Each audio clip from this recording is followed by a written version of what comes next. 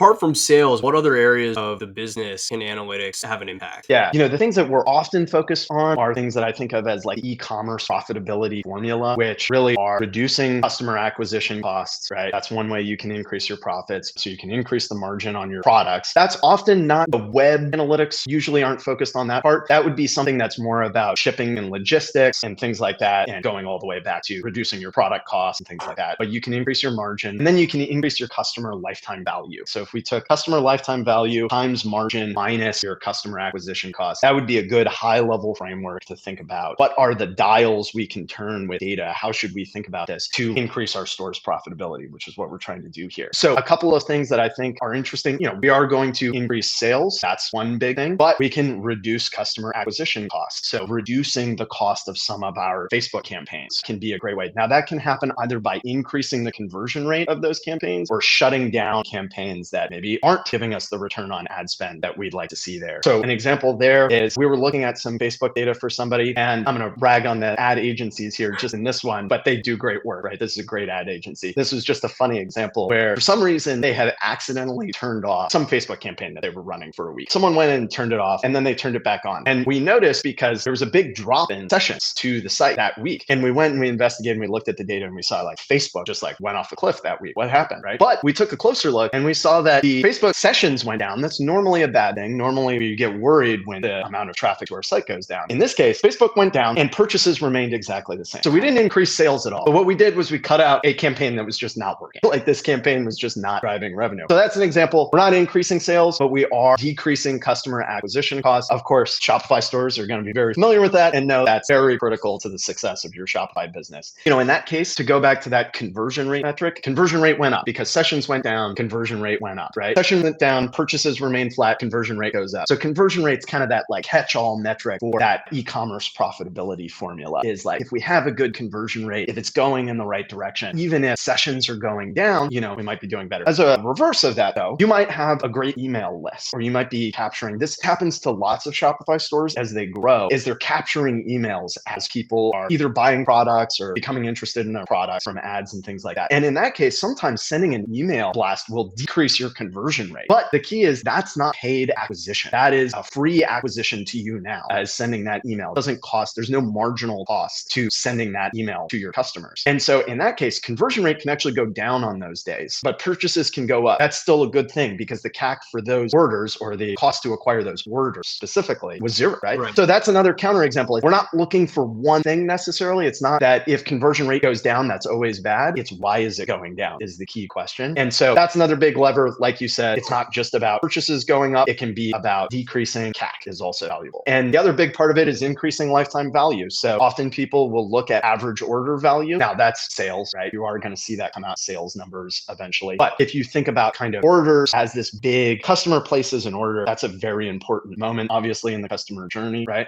That's not the end of the story. We want them to come back and purchase again. That goes into the emails, right? We want to increase the order value of the first order. We would look at average order value to see that, things like that. So that's not increasing the number of orders, but we want to increase the total revenue from the customer. So. Yeah,